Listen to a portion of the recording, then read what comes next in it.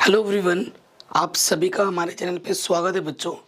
तो मैंने जब मैथ्स का वीडियो बनाया था कि पेपर किस बुक से आएगा, तो मैंने सोचा मैथ और विज्ञान, देखो होते तो 5 सब्जेक्ट हैं, लेकिन आपको कहीं ना कहीं लगता होगा विज्ञान और गणित में हमें कुछ ज़्यादा मेहनत करने की ज़रूरत पड़ती है बाकी सब्जेक्ट की अगर तुलना की जाए तो विज्ञान किस बुक से आएगा बोर्ड एग्जाम में, क्लास 10th की जो विज्ञान है वो किस किताब से आएगी, तो वो इस वीडियो में बताने जा रहा हूँ। हालांकि पेपर किस बुक से किस तरीके से आता है वो मैं पूरा इस वीडियो में बताने जा रहा हूँ।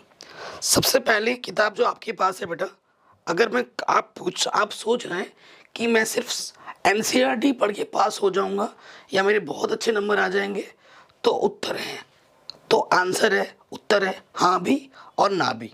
हाँ क्यों और ना क्यों वो मैं आपके साथ रखूंगा। सबसे पहले देखो बेटा, अगर सच बताऊं, अगर आप सिर्फ एनसीईआरटी पढ़ के एग्जाम देने जा रहे हो बोर्ड एग्जाम में, आप पास हो जाओगे। सिर्फ एनसीईआरटी अगर पढ़ोगे तो विज्ञान पेपर में पास हो जाओगे। लेकिन अगर आप सोच रहे हो कि अच्छा नंबर लाना है या पूरे नंबर लाने, नहीं आ पाएगा। सिर्फ एनसीईआरटी पढ़ के कभी नहीं आ सकता, ठीक है। अगर आप एनसीईआरटी शुरू से एक एक लाइन पढ़ रहे हो, सारे क्वेश्चन किए हैं बॉक्स के अंदर के, अभ्यास के अंदर के, लाइन बाय लाइन हर एक चीज़ आपको आती है, आपने एक्सपेरिमेंट किया हुआ है, फिर भी 100 में से 70 नंबर 75 नंबर ही आ पाएंगे। 100 में से 100 नहीं ला पाओगे पूरा एनसीईआरटी पढ़ के। लेकिन एनसीईआरटी इंपॉर्टेंट है। अगर मैं बात करूं एनसीईआरटी पढ़ के कितना नंबर ला सकते हो आप, तो 100 में से 60% आप एनसीईआरटी पढ़ के ला सकते हो, ठीक है। बाकी 40% के लिए आपको और बुक्स पढ़नी पड़ेंगी, ठीक है। तो मैं आपसे अभी से रिक्वेस्ट करूंगा, एनसीईआरटी में पहली चीज़ तो है जो बॉक्स के अंदर की क्वेश्चन है, हर पैराग्राफ होता है, ठीक है। हर चैप्टर में पैराग्राफ होता है, उसके बाद एक बॉक्स होता है ना। बॉक्स के अंदर क्वेश्चन होते हैं, सारे बॉक्स एनसीईआरटी क्वेश्चन इंपॉर्टेंट है। एनसीईआरटी क्वेश्चन बहुत पूछे जाते हैं, मैं तभी लिख रहा हूँ 60% आपके डायरेक्ट एनसीईआरटी के क्वेश्चन होंगे, डायरेक्ट, ठीक है। तो बॉक्स के प्रश्न हो गए और पीछे आपके अभ्यास के प्रश्न हो गए, ठीक है। अभ्यास के हो गए और फिजिक्स वगैरह जब पढ़ोगे तो उसमें उदाहरण भी होंगे, न्यूमेरिकल उदाहरण में आ जाते हैं आपके न्यूमेरिकल, ठीक है। इनको तो ढंग से करना है। बॉक्स वाले सारे प्रश्न आपको आने चाहिए, अभ्यास के आपको सारे प्रश्न आने चाहिए, और न्यूमेरिकल आपने सारे किए हो एनसीईआरटी के। ये आपकी अच्छे से बनी हुई होनी चाहिए ये किताब एनसीईआरटी, ठीक है। उसके बाद अगर हम आगे बात करें सर बाकी क्या कैसे तैयारी करें जो बहुविकल्पीय प्रश्न है, तो बेटा मैं पहली चीज़ तो ये कहूँगा, आपको एनसीईआरटी ढंग से पढ़नी है। आपको पूरे चैप्टर के नॉलेज अच्छे से होना चाहिए। मैंने सब कुछ पढ़ा रखा है। अभी लेटेस्ट जो एग्ज़ाम अभी आने वाला है ना, उसके लिए मैं 1 शॉर्ट वीडियो लाने वाला हूँ, चैप्टर का एक्सप्लेनेशन और इम्पोर्टेंट क्वेश्चन चैप्टर वाइज, ठीक है। वो जल्द आने वाले हैं, तैयारी चल रही है। उसके बाद देखो बेटा, चैप्टर वाइज ऑब्जेक्टिव क्वेश्चन भी मैं करा रहा हूँ, वो भी है। अब ये तो चलो एनसीईआरटी बुक हो गई। अब बाकी देखो बेटा, सबसे ज़्यादा ज़रूरी बुक है इस टाइम पे क्वेश्चन बैंक, ठीक है। क्वेश्चन बैंक इसको ज़रूर पढ़ना है इस टाइम पे, ये बहुत इंपॉर्टेंट है क्वेश्चन बैंक। अब मैं क्वेश्चन बैंक की यहाँ प्रमोशन नहीं कर रहा हूँ, ना ही मुझे किसी ने पैसे दिए, किसी का नाम नहीं लिख रहा हूँ किसी भी कंपनी का, ठीक है। लेकिन ये अच्छा है हमारे लिए। आपको इस टाइम भी आकर एनसीईआरटी तो आपने पढ़ ली होगी इतने टाइम तक, एनसीईआरटी निपटने के बाद आपको क्वेश्चन बैंक भी पढ़ना है। जैसे सपोज करो इसका आपने चैप्टर नंबर 1 पढ़ा, ठीक है, एनसीईआरटी पूरी पढ़ ली, इसके बॉक्स कर लिए, अभ्यास कर लिया, उदाहरण कर लिया, पूरा मुद्दा आपको आ गया। उसके बाद आपने मार्केट से जो क्वेश्चन बैंक खरीदा है या आपके पास पहले से पुराने हैं, उसको उठाओ और उस पहला चैप्टर खोलो और सारे क्वेश्चन बैंक का वो चैप्टर पहले पढ़ लो।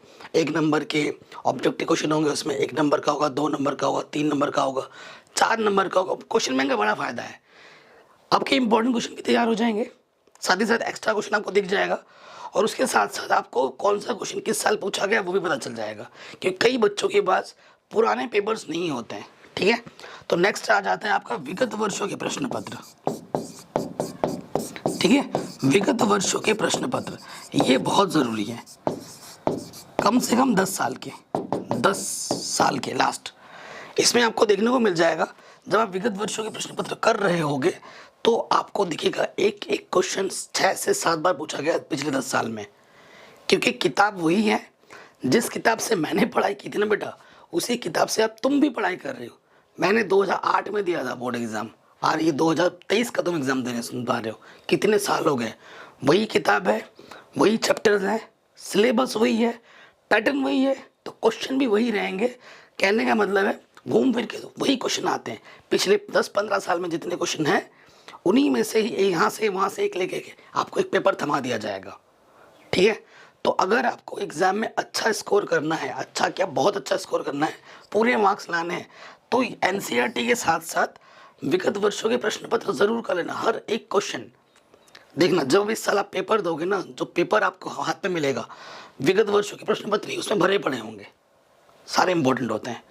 ठीक है, और उसके बाद क्वेश्चन बैंक, ये 3 चीज़ें होनी चाहिए। एक तो एनसीईआरटी की किताब, क्वेश्चन बैंक, और उसके साथ विगत वर्षों के प्रश्न पत्र। अगर ये चीज़ आपके पास नहीं है तो जिन्होंने 99 रुपीज़ का कोर्स हमारा खरीद के रखा है, उनको वेबसाइट पे सब कुछ मिलेगा mathematicsanalysis.in में। मैं लिंक डाल दूंगा डिस्क्रिप्शन पे, अगर आप इंटरेस्टेड हो जाके खरीद सकते हैं, वरना कोई दिक्कत नहीं है बच्चों।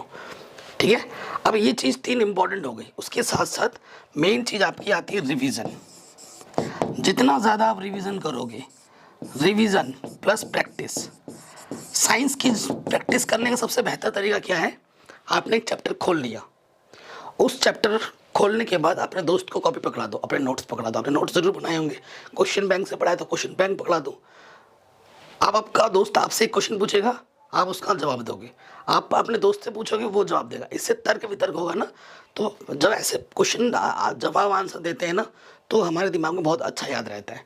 न्यूमेरिकल वगैरह तो लिख के सॉल्व करेंगे, बाकी तो ऐसे तर्क वितर्क करके पूछो तो बढ़िया रहेगा, मौखिक। ठीक है, ये चीज़ हो जाएगा। एंड में प्रैक्टिस करने के लिए, एंड में आप क्या कर सकते हो, एंड में प्रैक्टिस करने के लिए आप ले सकते हैं आपका मॉडल पेपर। ठीक है, मॉडल पेपर कम से कम आपको 2 कर लेने, 2 मॉडल पेपर। ठीक है, 2 मॉडल पेपर कर लेना है आपको एग्ज़ाम से पहले पहले। इतना चीज़ कर लो, ज़्यादा मैं कुछ जड़ी बूटी खिलाने की बात नहीं करूँगा मैं आप लोगों को। इतना है, सिंपल सी बात है। एनसीईआरटी बॉक्स के सारे क्वेश्चन, अभ्यास के क्वेश्चन, सारे उदाहरण, उसके साथ साथ क्वेश्चन बैंक इस टाइम से पढ़ना शुरू कर दो, और विगत वर्षों के प्रश्न पत्र जितना ज़्यादा करो उतना ज़्यादा फायदा है। सबसे ज़्यादा ज़रूरी यही है। ठीक है, इस टाइम पे आके इससे भी ज़्यादा ज़रूरी ये है, क्योंकि एंड का टाइम चला आया है।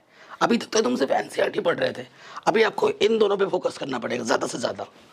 ठीक है, तभी आप एग्ज़ाम में अच्छे नंबर ला पाओगे और फोड़ पाओगे। बस अपने आत्मविश्वास को बनाए रखो।